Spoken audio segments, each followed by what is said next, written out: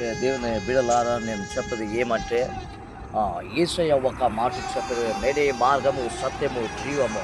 అంటే యేసయ్య చెప్పిన మాట ఇంకా ఎవరు చెప్పలేదు, ఎవరు అనలేదు. నేనే ఆ మార్గము, నేనే ఆ సత్యము, నేనే ఆ జీవమని.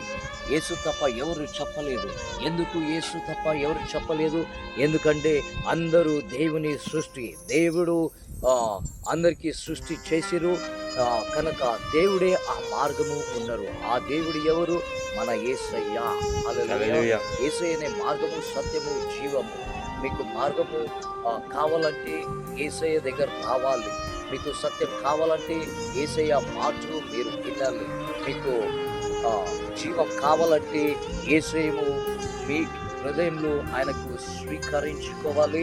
ఆయన చెప్పిన మాటలు లోబలుండి ఆయన మాటకి మీరు విధేయత ఇచ్చి ఆయన మాట పట్టుకొని మీరు ఈ కష్టమైన లోకములు, ఈ చిక్కడైన లోకములు, ఈ మోసమైన లోకములు, ఈ అసాధ్యమైన లోకములు మీరు దేవుని ఒక జీవ కలిగిన మాట పట్టుకొని మీరు జీవించాలి.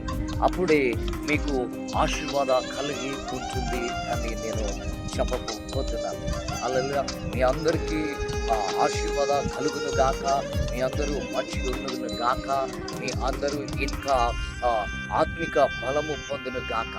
మా ప్రతి దినలో మీకోసరము, మీ కుటుంబం కోసరము నేను దిననిత్యలు ప్రార్థన చేస్తున్నాము. అంతేకాకుండా మీ ఆరోగ్యం కోసరము, మీ పిల్లల భవిష్యత్తు కోసము, మీ మంచి జీవితం కోసరము, ఇంకా ఏమంటే మీ రక్షణ కోసరము.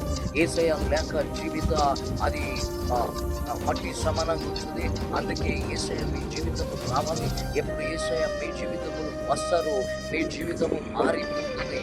మీ జీవితము, మీ కష్టకర జీవితము సుఖకరంగా మారిపోతుంది. హల్లెలూయా. మీరు చీకటి నుంచి వెలుగులో రావబోతున్నారు. మీరు మరణం నుంచి మీరు బతుకుతారు అని నేను నిజమైన ఈ మాటలు చెప్తాను. ఎందుకంటే మన యేసయ్య సజీవుడు దేవుడు, ఆయన జీవ కలిగిన దేవుడు. హల్లెలూయా.